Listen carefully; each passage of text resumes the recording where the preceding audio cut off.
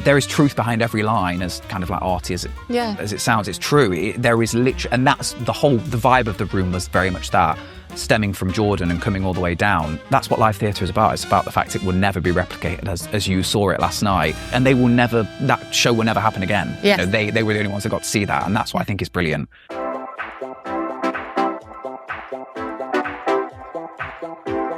Hello and welcome to the Bridge Theatre podcast with me, Pauline Fallowell. In this special series, we're stepping into the woods to explore the Bridge Theatre's Olivier Award-nominated production of Stephen Sondheim and James the Pine's epic musical. I'll be heading behind the scenes to meet the people who make the magic happen, because every role has a story, and sometimes to find it, you need to step off the path. Joining me for this episode is actor and standby Jacob Fowler, who's part of the company of Into the Woods here at the Bridge Theatre. Well, hi, Jacob. Hello. Welcome to the podcast. It's a thrill to be here. I've been looking forward to talking to you. So before we do start, we like to set it up. Can you say who you are and what you do in this context of the Bridge and Into the Woods? Absolutely. So my name is Jacob Fowler. I'm a standby in Into the Woods. I stand by for Jack, Rapunzel's prince, and the steward. I'm also the dance captain, movement captain. So yeah, I kind of have fingers in a few pies, which is quite nice. Can you just talk a bit more about what does standby mean? What is that in the context? I think people would have heard the phrase like understudy before. It's essentially the same premise, but because Into the Woods there's no ensemble, so there's no one to be kind of in the background and then to come and do the role when needed. So a standby is essentially an understudy, but they're off stage. So when I'm not needed, I sit in the dressing room, and it's quite nice because at the Bridge here we share dressing rooms with other we've got Ollie and Reese and Huey along with me and Tate, who are standbys, all in the same room. So it's nice because they come off from stage, and it's not like we're just kind of in our own separate room and we never see anyone. It's all the flow is very much there. So it's actually a really pleasant building to be a standby in, which is great. I've never done it before as well, so it's a new experience for me. What was your first touch point with theatre? So, funnily enough, I did shows at school, but like only once a year you do like 3 performances. I did things like Annie and Little Shop of Horrors, and I was always in the band playing percussion. And then one year I said to my teacher, I was like, do you know what? I always sang at school, but I sang like pop music, stuff that was on the radio, never musical theatre, and I didn't really know anything about musical theatre. And they said they were doing a show called Into the Woods, which I'd never heard of. I was like, well, is there a role for me? And I just watched the Disney film because it was out at that point, watched that. And then I was like, I could maybe do one of the princes or something. So I auditioned, got cast as Cinderella's prince, but I wasn't the wolf. Because in an Amdram, in a school production, they divvy the parts as much as possible. So the wolf wasn't, exactly. Ollie plays the wolf and Cinderella's prince. So I was Cinderella's prince, who isn't in it for the first 25 minutes. So I did the band for 20 minutes. I played the prologue and up until like maybe their magic and things like that, and then went on and did Cinderella's prince for the rest of the show. And that was when it was 10 years ago. 10 years ago in February, just gone. So I was on as Rapunzel's prince on the 10th anniversary of me doing Cinderella's prince 10 years ago. Isn't that crazy? So that is genuine. It sounds like I'm like saying it because we're in this scenario, but that is genuinely my first experience where I was like, and I played a part in a show, and it was at school, obviously, so it wasn't professional anyway. And I remember thinking I didn't know who Sondheim was. Yeah. I honestly knew like Joseph, and that was it. Like the Angela Weber show. Yeah. Like that's all. Like I was very kind of commercial. Like I, didn't know anything. And Sondheim to me was this ethereal, like never heard of him. Like what's Sweeney Todd? Things like that. And then all of a sudden I was like, wow, this Into the Woods show is like something I've never heard, and it genuinely gave me that buzz to do it. Really? Was there anything specific about it? The performance, or was it being able to probably do music of it and the acting of it probably gave you an even more? I think it was things like that, but it was also the material of the show, and I'm not just saying it, but it's such a Sondheim is obviously on his own level. He's just whether you love him or prefer other people, but he is on his own level. Like he is what he does. No one else does it like him, and I've just never been open to that. I'm used to like. Not that Sondheim doesn't write these, but like huge, luscious melodies, and just very kind of hummable tunes. Whereas actually, Sondheim is all about the acting. And I'm maybe not now, but I was definitely back then primarily a singer. So for me to like, it opened a new world for me of like, like you can tell a story whilst you sing rather than just try and sing as nice as you can, and then the acting comes second. So it started the ball rolling for me to be like, you can sing and act and dance, and do it all in it. And there is a genre called musical theatre rather than just like, oh, I'm going to sing and it happens to be as a character. And you got there at 16. Yeah, I was 15. Yeah, 15 and I was 16 like the month after, yeah. So Which quite late in some people's journeys, actually, because there's a lot of people that do it at they're like, I started at the age of 5 when I went. Exactly. And I say that whenever I go into like schools or whenever I do any kind of workshops or anything like that, I say to people, it sounds like, never too late, but it really is never too late. Like because people think you have to do it from like when you're 2 or 3. And because a lot of people do, because it's quite especially dancing, a lot of, especially girls might dance when they're young and carry it on through. But I was literally 15 and even then I kind of didn't realize. And then the year after we did High School Musical, very opposite.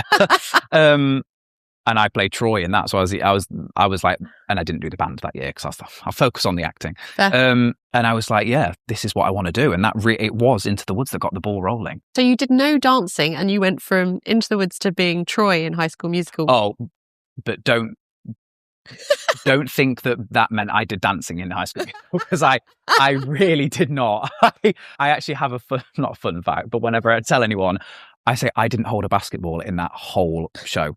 Like they literally, I was Troy because I could sing it. Well, I actually couldn't even sing it, but I was Troy, and then they'd get like all the like cool boys that were like, yeah, we'll do a musical, and they did like the basketball routine, and I was like, yeah, get your head in the game. I did not I was very much a stand and sing kind of person.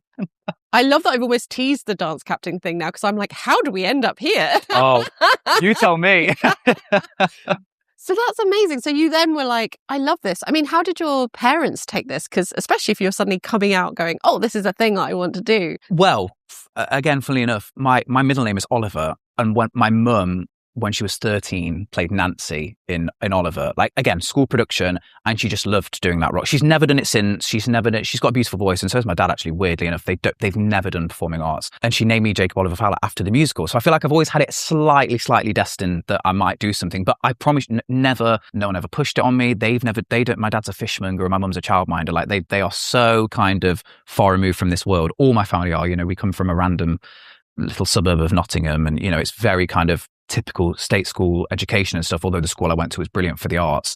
But they were always just like, yeah, do it. Like, but never to the, they ferried me back and forth to rehearsals and stuff, but never, I kind of couldn't ever imagine doing anything different. I always knew I'd do something to do with performing, whether it was teaching performing or being a musician or, or this. I just knew I never, and I was very fortunate. I used to say to my friends that were like, what do I do for A-levels? What do I do at uni?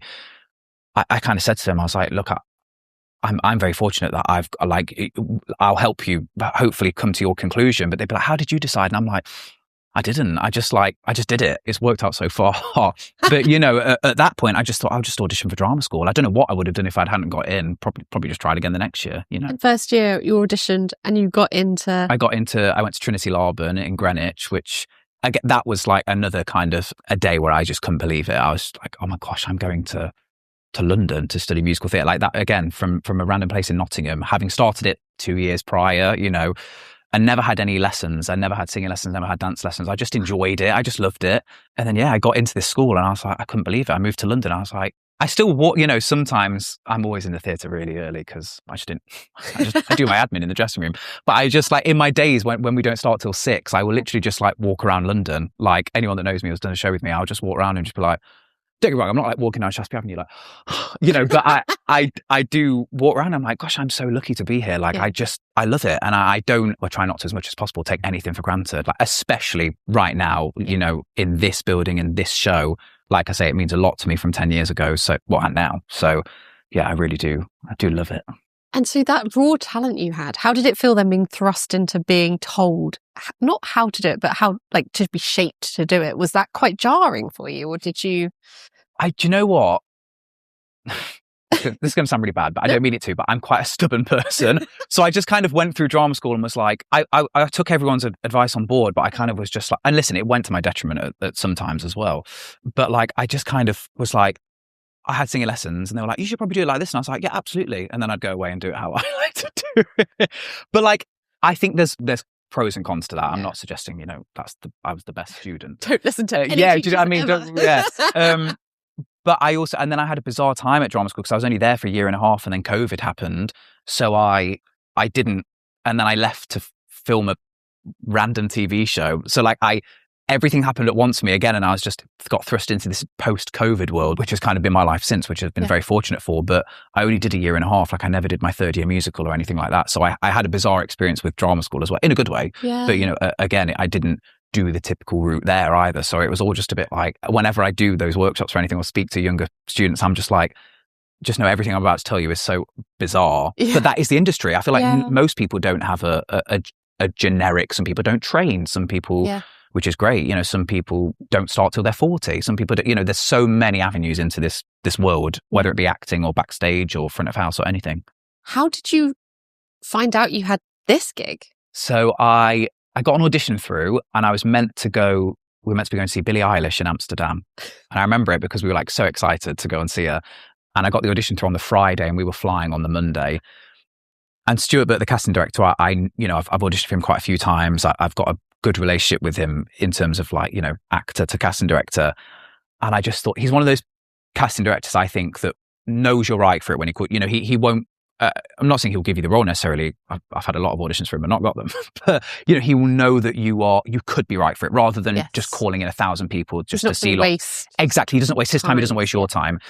So I thought, the fact, you know, and I've never done standby before. I've had the pleasure of playing many roles, not in productions as successful or as big as this, but I've had the opportunity to play roles. So when standby came through, I thought, this is already looking relatively good because like it's a standby and he's seen me before for things, and I thought, oh gosh. So we cancelled the holiday, and my fiance was not happy, but she knows that it was for this show, and it was a big opportunity. And I went into the venue, sang like Giants in the Sky and Agony because I kind of knew what roles I was looking at standing by for. And then I think a month went by, which sounds quite a long time, but actually didn't feel that long. It kind of, you know, I was doing other things and stuff. And then I got the call. My agent actually FaceTimed me and pretended that it was she's like, oh, sorry, I didn't mean to do that. And I was like, oh, hi. And she's like, oh, God, oh, goodness. Oh. And she like flipped the camera, and it was the email saying we'd like to offer Jacob standby. And it's just like, oh my gosh, like, I didn't cry, but like I very much was like, and like I had this champagne from like my 18th birthday, which was how long ago? 7 years ago. And I was like, crack it open. It's out of date, but crack it open. And then I just FaceTimed my mum and told her. And again, it meant a lot to her. They're not, my family are so lovely. If you're watching them, love you. But they are funny. Like not much overwhelms them. So she's a bit like, oh, brilliant. You know, I could honestly be like, Mum, I've just won an Oscar. And she'd be like, well, it's not quite a Brit award, is it? Or something that, you know, she's just everything, you know. But it keeps you grounded. Exactly. Yeah. But she was so happy, and she knows how much that show means to me. And the fact that I told her, she understood before I got offered it that like, this is a big show. Like this is going to be the show of the year, you know, especially the revival of the year. So yeah, it was a cool day. And then I knew for so long because I got offered it in the May. I auditioned in the May. I got offered it in the June. Wow. We didn't start to the October. And I hadn't even started my next job. I did the Addams Family on tour.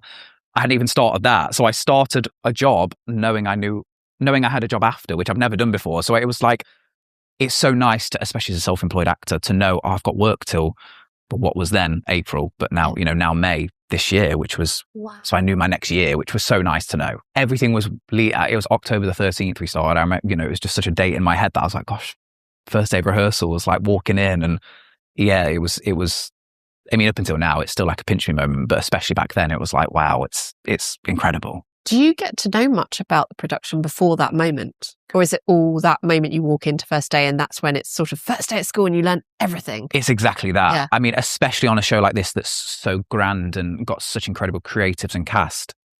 Usually first day of rehearsal, it's like, right, everyone say their name. Great, we've got to start on the first number because we've only got 2 weeks. Whereas we had 7 weeks rehearsal on this. So we sat on the first day and Tom Scott and Jordan went through the designs for the show on a screen, and we would just... I remember I was sat on the front row and I was a bit like, why am I on the front row? I should be at the back. Like, you know, Kate Fleet was like trying to see. And I just remember being like, this is incredible. Like I almost like wasn't even listening to Tom because I was just like being like, gosh, I'm in a room where Olivier Award and Tony Award winner Tom Scott is telling me about the designs that I'm eventually going to stand on the stage and perform on. And it was just, from there on, it was just incredible. And it being in the rehearsal room, I learned genuinely, it sounds like an absolute like bit that I'm trying to do for the camera, but I learned so much from Kate Fleetwood and Jamie and Katie and Huey, who's the steward, like watching them in that rehearsal room be so kind of, again, I come from a singing background. So to me, acting's like this kind of like, whoa, like what could happen? To watch them be so like fearless and just try things and maybe get it wrong, maybe get it right, opened my eyes up to this new level of like, wow, like I could try that. Who's going to stop me? If it's wrong, it's wrong. Like Jordan will tell me, So it was a whole new rehearsal process for me, and to have 7 weeks was wild. And as a standby, what do you do in that? Do you have to rehearse every single role? We sat at the back basically for 7 weeks, but that's why it was incredible, because we got to hear we were quite close to Jordan and the creatives, and but then the cast would come and sit that side of us, and we were kind of just like an all-being kind of, we heard everything, which was great, because sometimes you'd hear like what Jordan might be saying to another creative, like, I wonder if we did this, and you almost get like an inside scoop that the actors over there can't hear, So it was brilliant in terms of like just getting to sit back and watch rather than have to, and we didn't have the pressure every day of coming in and having to know our line. Not that everyone knew their lines anyway, but not having to think, I hope I can sing it well today in front of my whole cast and stuff. We got the privilege of sitting back and being like, wow, we get to watch this. And then our rehearsal started. We had a few rehearsals actually in the rehearsal process, but our main rehearsal started here once we'd actually opened. And we have cover rehearsals where we come on the stage and actually do it as a cover ensemble rather than, the principal parts. But then some days, there was a day where Joe couldn't make it to rehearsals. So I would stand in as Jack, which was great because I get to like actually, it was when they were setting the prologue and I was like, gosh, I'm actually like being Jack, and there's like Kate Fleetwood and there's Katie Brabley, and it is, honestly, I still say it to Katie, like, she often pops in our room in between scenes and stuff, and she's the most down to earth person in the world. But I literally like sometimes just like, oh, it's so cool to work with you. And she's like, oh, shut up. It's like, but it is, I can't believe it. And like, yeah, I'm very lucky. I mean, you've learned so much in that rehearsal room by the sounds of it, but was there anything you took away from it that you were like, I need to remember this next time, or I need to put this into the next thing? I think it was, do you know what? It was from Huey, who plays the steward. The steward is quite a small part in the grand scheme of the show. And I cover it, obviously, so I'm watching it with even more of an eagle eye. But it was just the fact you can make something from not a lot, like, and not in like a show-stealing way, although he does kind of steal the show in some places. But it just was brilliant. I never would have thought to do it like that. I mean, he's trained at Rod. He's an actor through and through. And like I say, I come from more of a singing background. So to watch him kind of, he comes on and says, don't play the fool woman at one point, one line. And it could easily have just been like, oh, don't play the fool woman. And just been like that's my line said, but he just makes a 3-act play out of one line. I'm like, that is brilliant. Like, and but he's not doing it for the sake of it. He's doing it because it makes sense. He's been running through the night behind this prince, and he doesn't, he's got a backstory to it. It's just brilliant. And it just made me think, gosh, that there is truth behind every line, as kind of like arty as it sounds. It's true. There is literally, and that's the vibe of the room was very much that, stemming from Jordan and coming all the way down. Jordan was just there to hear the conversations between like Jordan and Kate, or Jordan and Katie, or any actors in that room, to hear the Jordan ask a question that made the actor think, and then the actor come back with something and then try, especially Kate finding the witch was such an incredible thing to watch, because it's so different now to what it was. But it was one thing it never was bad. It was always good. Like the first time she ever did it, I was like, goodness. I remember our standby table, especially Tate and I, who sat next to each other, we were like, she'll get nominated for an Olivier for that. Like, so the fact she now has is just like, I mean, 5 of them have, which is incredible, and they're so deserved. And the show's got 11. It's unbelievable. But we just, like, when she first did that witch's rap, we were like, God, she is just formidable. It's just one of those parts, isn't it? It's just so fearless, and it's brilliant. I mean, what an amazing thing to be in that room. And actually, as you say, to be able to almost take that step back to... Exactly. Not have to have the pressure of anyone's going to ask me a question at any point. I can literally just sit, and it's like watching a documentary, because you're not going to have to do anything that day, unless someone goes off ill or something. So you literally just get to watch that unravel. It's honestly like watching like the Beatles create their albums on Disney Plus or something like that. That's what it feels like. I was there when they made Into the Woods. Standby every time. Yeah, literally. Like, but it shows, because I think there isn't, they're not glamorized, I don't think, and it often feels like, and I'm a standby. I think people often apologize for it, but I think that's a really good note to be like, no, be the standbys, be in those rooms, be watching, be learning. A project like this, it was honestly like you know, of course I'd love to be on stage every night, Yeah. but actually, yeah, you're right. There are things that I've learned from this job that maybe I wouldn't have if I was, playing one part and that was it.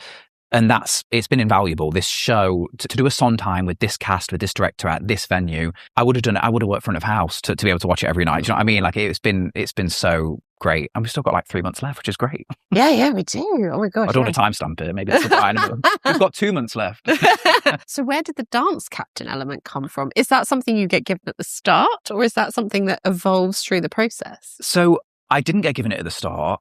I think that in a show like this, obviously there isn't much dance, so it's actually branded movement captain, but it's kind of evolved slightly. Firstly, the company manager came to me and just said, look, we're going to potentially offer it to you, like just checking, like, how do you feel about it before we actually do it officially? And I was like, yeah, definitely, because it was a joke when I did High School Musical all those years ago that I could not dance. There's the whole like, we're all in this. Couldn't do it. It was like, him. And when I got into Trinity Laban, they were like, we'll just be conservatoire music for him. You know, like it was literally a joke. Like I honestly could not dance. And I'm still not a dancer. You won't catch me in Cats. But I've got better at it. Because this is a Sondheim show, it's more about movement and it is more about like blocking and spacing. And I think it made sense for them to have a standby do it because, I lead things like warm up. That's kind of my, I'd say probably my biggest responsibility. Yeah. And then technically I meant to do a show watch every week and give notes, but I've been on quite a lot recently and things like that. So things happen. But every now and then I will sit at the very back of the stalls and have my notepad and it's pitch black and I can't see anything I'm writing, but I trust that I'll be able to read it in an hour. And what things are you looking for? Only movement things, like, never like an acting note, unless Georgia, the associate director, has said to me, can you actually do a show watch, like kind of, because she will also come in and do her own show watches. So she will give more acting notes, like on behalf of Jordan and things like that. Whereas I'm purely looking at it from a spacing and a movement point of view. There's things like Cinderella's fall that has to be done safely, things that people would never really notice. Yeah. Jack's mother, no spoilers. There's a bit that Jack's mother does where we have to make sure it's happening safely, things like that. And then, I lead warm up at 6 o'clock every day. But even that, it's such a different, I'm used to kind of doing maybe more a commercial show where everyone's doing the warm up and it's very like, let's get the body racing and the part pumping. But actually, this is a Sondheim show where everyone and the caliber of actors we're working with is completely different and everyone has their own thing. And I love that. So I'm doing star jumps at the front if anyone wants to copy.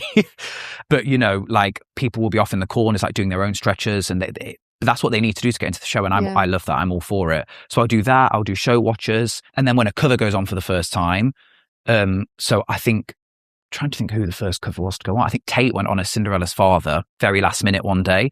And it was before we'd finished our cover rehearsals. So we kind of it was in between shows on a Thursday and we came into the auditorium at say 6:30, about half an hour before the house opened. And we just kind of went, Tate, what do you want to do? And I kind of led that. So it's kind of like an intermediate between the creative team and the cast in terms of movement, but it's very different on a show like this to what a dance captain might have to fulfill in a more kind of maybe commercial or more dancey show. Yeah. Hence why I feel qualified to do it on this. Chances are it won't happen again in my career, unless it's on Sweeney Todd. But have you enjoyed it? I've loved it. Yeah. Because it does give me that. I'm not a control freak, but I like being in control. I like being but not in like a you stand here. And the cast will tell you I'm probably too chill actually. But like I love being able to just be like, and I'm quite organized. I like things. So I enjoy the fact of like it just gives me more responsibility, which is great. And instead of having to sit there and wait to go on for my part when they need me, I'm still doing something even when I'm a standby because people will come knock on our dressing room and say, we're about to do ever after. Can you just check that this person's in the right space because I keep bumping into them or something like, and I just get to watch the TV because we have TVs in our room with the show on, and I can just go, okay, actually, in fact, that's just jogged my memory. I do actually have something to tell someone, but like, but that's what I do. And like someone will, come and ask me and say, oh, can you look out for that? And I'll look out for it and I'll go, oh, you're right. And then I'll go, and that's what the kind of things I notice on a show watch as well. Yeah. So it's great. I love it. So having that in mind is so nice. You've got this like multiple responsibility. How do you prepare to be prepared to go on at a moment's notice? Because it must be so different when you're an actor and you kind of go into the routine of going, I know that, as you say, like, I know that I need to do this during my warm up and then I break my breakfast like this and I know that my day will pan out like this. How is it when you're literally like, you might get a call at any point, including during a show, to just get put on a stage? It's I actually prefer it because you don't get to kind of sit there.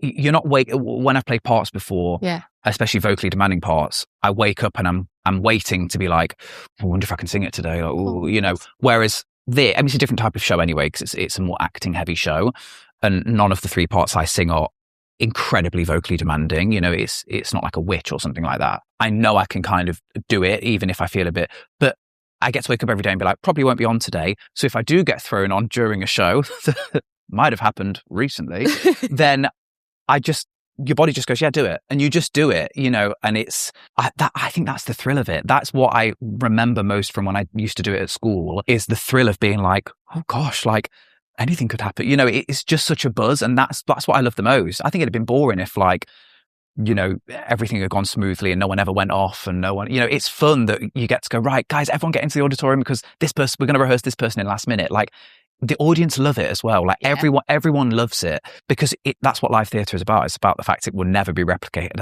as you saw it last night.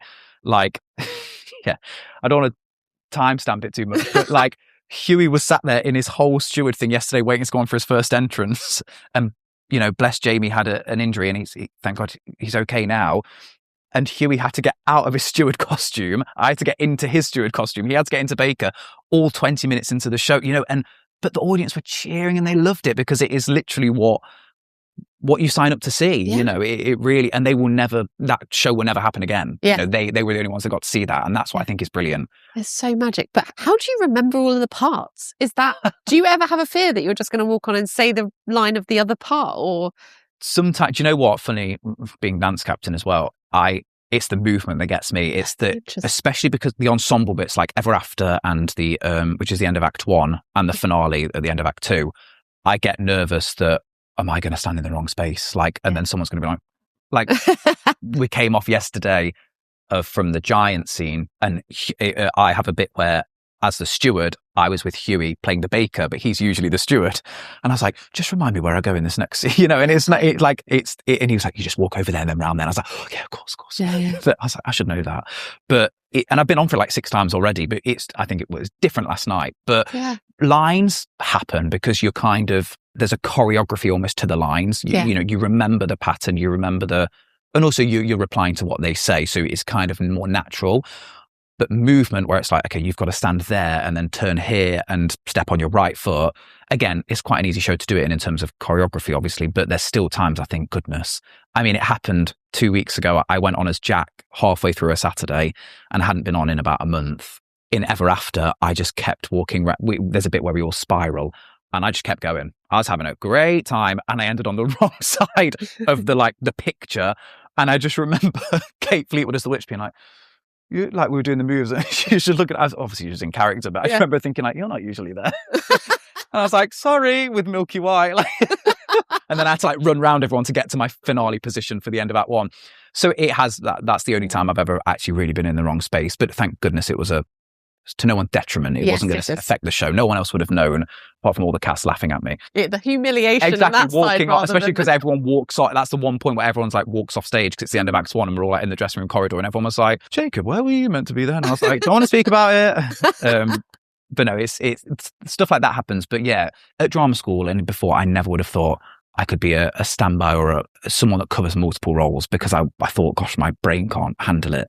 But actually, it just happens. And I don't know. I actually don't have a very good memory either. So I think it's probably quite reassuring for people that are watching me because I never would have thought I could. Yeah. And it just happens. You just kind of go, oh, fine, I'll learn. I've learned bigger part. If you took all 3 of the roles I cover in this and put all the lines together and all the blocking together, I've done parts that are just one part that have more material than that. Yeah. So I guess in my head, I just minimize it down to almost like I know one show, but I just do bits of each section as a character. And that's why you have those, and that's why we have multiple other people that are covering others. Because can you imagine if they were like, actually, can you cover everybody? Well, that's why, props to someone like Chloe, who is our standby for Rapunzel, but also Florinda and Lucinda. Yeah. She has to look like, it's harder covering a part like Florinda and Lucinda because they're both so similar, but yet they do different lines and different blocking. And Sophie, who is our standby for the baker's wife and the stepmother, but she also covers Florinda and Lucinda.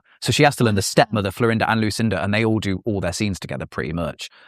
That's harder. Whereas at least mine are kind of sporadic. Like Jack's never with the steward. The steward is never with Rapunzel's prince. They're all in their own worlds. So that's how it's probably easier for me to compartmentalize Jack's show. Yes. And the steward's show and Rapunzel's princess show. And you find your different kind of like versions, although it is scary sometimes. Even as a standby, I'll be in the dressing room and I'll just be like on my phone and I'll hear like da, da, da, da, da, da, da, and I'm like, is it me? Oh, no. And everyone's like, what are you talking about? You're not on. And I'm like, I know. But sometimes you hear that like trumpet fanfare and you think, is it agony? Is it me? And I'm like, I'm not even on. I'm just playing Fortnite. It's ridiculous. Triggering. It is. It's that kind of like, or you hear the end of a song like It Takes Two, and I know that Jack needs to be there at the end of It Takes Two to shout for the hen. And I'm like, no, okay, well, fine. It's Joe. Like, do you know what I mean? It's silly things like, but your brain just can't help but remember that there's a cue and, you know, that might be you. It's good that it's in there. Exactly. Yeah, at least I'd be alert if I was on. Although when you're on sometimes, you can be just like chilling and just be like, oh no, that really is me. There was once where I was on as the steward and Gabby, who plays Florinda, said, it was Misa was singing on the steps of the palace. And she's like, aren't you on at the end of this song? And I was like, no. Yes, and I literally and because I just forget which part I'm on for. I'm like, who am I dressed as today? But thank goodness it's never gone wrong like that. That's the lovely thing, isn't it? There's a whole team People of are you there, exactly. like going, wait a minute. And that's the joy of this theatre we were discussing before we came on, that the backstage area is also, there's no levels, everyone is just on one big corridor. Yeah. We are all together the whole time. Like Katie will pop in between her scenes and Kate and Gabby. We have so many people that pop in and out that you do have people like that in your room that are just like, shouldn't you be on? And it's everyone's talking to each other, which is really nice. I had the privilege of being backstage and doing some backstage photography recently, and I always find it such a joy because I do it on different shows, and you really do see that like community that's created in those spaces. And you're right, like they're popping in and out, and the jokes and the little routines of people, and you're just like, it's so lovely. It's like so a different, nice. It's like a world down there, a little open world. And then whenever I come and do a show watch, everyone knows the show's brilliant. Like backstage, we all love the show, and everyone. But when you're doing it 8 times a week, you can start to, especially if you have an audience that maybe aren't as vocal or anything, you can start to be like, oh, I wonder if they like it. Blah, blah, blah. And whenever I do a show watch, I literally go back in the interval, and I'm like, guys, you don't realize how good this all is. Like, you also don't realize when you're watching it, it goes by in a flash because you're just there for an hour and 20 for the first act, like watching it.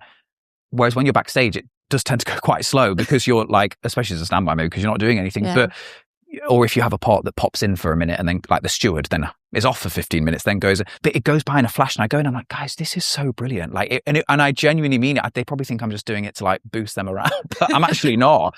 I hope it does, but it is just, everyone is so brilliant, and it's such an ensemble piece. I love the fact that there are like 2 lots of bows. It's just kind of the supporting characters and the leading characters rather than individual, because it is such an ensemble piece. Like, you couldn't do it without the steward or without Cinderella's father or without the witch, or it's brilliant. Do you ever watch the audience when you're doing a show watch? Do you know what? No, you're being so good at doing the job. But do you know what? it's testament to the show, because I would if they were being a bit fidgety and on their phones, because if I go and watch a show and someone's like I'm the first person like, excuse me, like, because I'm so like, if I see a lie, I then can't, I have to fixate on it. But I've never, any show watching here, I've never had to, because like everyone is just watching it. It's testament to the show. No one's fidgety. No one's like, oh, what's happening? No one's ever, to be fair, I've left, because I sit on the back row when I come in, I've left to go to the toilet, but no one's ever left to go to the toilet or anything. Like, it's just great. The audience is great. It's just brilliant. And I love watching it. I honestly don't, when it said originally, when I got off a dance captain, like, you'll do a show watch once a week, I thought, we'll see how long that lasts. And now I'm going to the company manager and saying, can I have a show watch? Because like, it's just great. I just love watching it. Like, also, even if I wasn't part of this show and wasn't anything to do with the bridge or anything to do with Into the Woods, I'd be fighting to get a ticket. So the fact I get to watch it for free, I'm like, yeah, I will. Thank you. And then I can go backstage and be part of that one. Exactly. Then who would have thought I get to watch Katie Braben smash all of her material, and then I get to go back and be like, you're great, by the way. She's like, oh, thanks, mate. I'm like, God, that is Great. 10 years ago, me would literally be like, what is going on? Have you got any of the cast from 10 years ago to come and watch this one? We need to Do you know what? this. No, I haven't. We need to get a reunion. Yeah. No, I actually haven't. There are people that will want to come and see it though. So I should, that's the other thing. I mean, they should come and see it. And I say it to all my friends. They're like, we'd love to see you on. I'm like, honestly, come and watch it no matter what, which they do. But I think a lot of my friends are waiting for me to be on, because I don't have any, it's hard being a standby when you don't have any guaranteed dates, but I'll tell them to come anyway. I can do a show watch with them in the audience. I can sit and watch it. I should be writing on my notepad, like, don't mind me. Yeah, be like, add notes. Have you got any notes? Yeah, what do you think? Is it as good as how you did it 10 years ago? Yeah. What notes do you have for Kate Fleetwood? Yeah, because she needs them. You need to do that. We need to capture that on we social, do. like, Let's do. like, I need to. Okay, I'll make a few calls. We definitely need the picture of the then and now. I mean, I can't even remember what I looks like. Probably not quite similar, actually. I honestly don't even. Right, get your mum to dig out those photos. I know. Well, I have a photo of me as Cinderella's prince, actually, like a press photo that they took from the stalls. And I tell you what, Tom Scott, watch your back, because those costumes they were good. I mean, they might have been used for High School Musical as well, but they were good. That's what we need to do. What show can we use these costumes for? Yeah, I know. High School Musical in the woods. Why not? I mean, why not? I've got a question of like, what are your biggest discoveries? But I feel like you've had so many discoveries.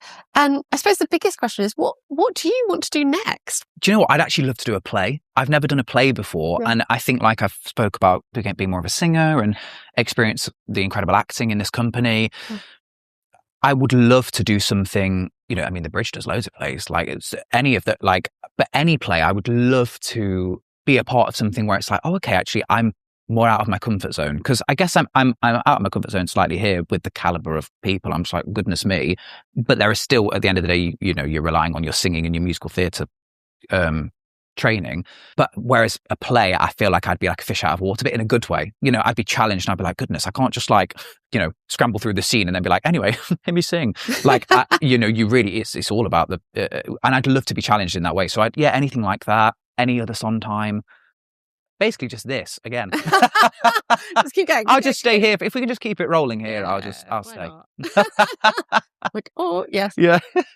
Do you tend to go and watch plays? Or are you more of a musical boy? I'm much more of a musical person. But I would love, I saw A Midsummer Night's Dream here. Oh. That's the only Shakespeare I've ever seen. Seriously? Yeah, I know. And I speak to Huey about that all the time, because Huey did King Lear. In fact, this whole cast have done, I was watching, this is what I do as a standby. I was watching Kate Fleetwood do the play that cannot be named. Oh, yeah. In like 2007 on like a recording version, and she was just like walking past us, which I'd be like, Kate, look, I'm watching you, because I've never, and Huey said that would be a good one for me to watch because it's quite accessible, and so I'm getting into that more kind of like, I'm trying to find different things, because I obviously saw The Lady from the Sea here, so in fact most of my plays I frequent here, but I'm much more of a musical kind of, if I'm gonna pop into town, I'll go and see. I'm a sucker for a lot of commercial musicals, I have to say. Devil Wears Prada. Oh. That's allowed. No, I know, but it's like a guilty pleasure. I love it. But yeah, I would love to do a play. I'd love to kind of explore something that challenges me in a different way, that isn't relying on singing or, because I've done shows that challenge me vocally and I'm like, gosh, I don't even know if I can sing it because it's so high or things like that. Whereas to do something that is completely relying on the narrative, especially in a company like this again, that'd be the dream. And do you know what you're doing next? When do you get twitchy? When is your point where you're like, oh, like I say, I've been fortunate that I've known for a year what I was going to do up until this May. Yeah. So this is the first time I'm a bit like, gosh, like I wonder what could happen. And once you do a show like this, there are other doors open, which is brilliant. All of a sudden you're at the Bridge, bumping into Nick Heitner and James Lapine's coming to watch. And it's just, you're in a different world all of a sudden. So it's just like, gosh. So I'm excited to explore what could come from this or what might happen after. I feel like you might need to take your fiancé on a mini break. We need to go to Amsterdam. Yeah, because we still haven't seen Billie Eilish. Well, we did years ago, but not this one. I was going to say that's definitely like a break is owned and like earned. I know. Well, I think that's what's next for me. We are going on holiday straight after this, so we'll not see Billie Eilish, but it'll be nice. We'll enjoy it. You definitely owe her, don't you? Yeah, I do. I definitely do. This is such a question that I ask everyone, and everyone looks at me as if I'm mad. And I feel like you're going to do the same thing. Oh no, I'm going to try not to now. If that Into the Woods moment hadn't happened, 10 years ago, if you had stayed playing your little percussion at the back somewhere, where do you think you'd be now? I mean, I'd like to think I'd have found it in a different way. I love it. You're like, I'm going to circumnavigate I'd be here. No, I'd still be here. I mean, because it is such a specific thing that happened to me, and it was like finding a new version of musical theatre and Sondheim and stuff. Maybe I would be. You know, there was a chance I was going to pursue a career in like pop music. So maybe I'd be with Billie Eilish headlining the O2 or something. I don't know. But I think I probably would have gone down more of a singing route, purely singing pop music kind of thing, which I kind of did in COVID times. And then I was like, no, musical theatre for me. Or teaching. I've always loved to teach. I'm a fan of the genre. I'm a fan of the world that we are all in. So I would have liked to have taught. But it's almost more interesting now that I can teach later on in life, having done it, you know, so I've got more experience maybe, but I would have probably taught in some way, even if it was just in a secondary school as a normal teacher or as a specialised teacher or something like that. But I'd like to have thought that I'd be here, but on a different route. Could have been playing percussion in the... Do you know what I mean? Yeah. I actually speak to the percussionist quite a lot. I'm like, can I just come and sit in your percussion room sometimes? And he's like, come on in. So I might do a show watch, but from the percussion box. Amazing. Yeah. And I can note him on it. Yeah. I did not do it like that 10 years ago. Mark. Yeah. Yes, can you imagine him just being like, go away? Yeah. All right, get out now. You're very out of stage. You're welcome. Actually, what I'd like them to do is turn around and go, well, if I was doing the part of the steward, I would. That is brilliant. Oh my gosh, what a journey we've gone on. Thank you so much I've loved for your it. time. I've loved it. I've learned so much. And I didn't say anything that would like get me told off, which was brilliant. Are you sure? So I thought, oh, maybe. Cut that. No, it just shows how much you love this and you love the company and how wonderful it is. I really do. And it all sounded a bit like I'd had like some things like, say you love working at the Bridge. But I honestly, you know, I do love it. I love the show. I love the music. I love the venue. I love the cast. Everywhere. It has been like a contract of dreams. Well, it's been a pleasure. Thank you so much. Thank you. And that's it for this episode. My thanks to Jacob for his time and sharing all of his backstage tales. You can catch up on the full Into the Woods miniseries wherever you get your podcasts, with conversations that include set and costume designer Tom Scutt, lighting designer Aideen Malone, and associate musical director Alex Beechan. Follow us wherever you get your podcasts. If it's on YouTube, hit subscribe. If you'd like to find out more about the Bridge Theatre or buy a ticket, head to bridgetheatre.co.uk. Next week will be the final episode of this series, where I'll be sitting down with Jordan Fine, director of Into the Woods. Thank you for watching or listening, and join us next time as we head back into the woods.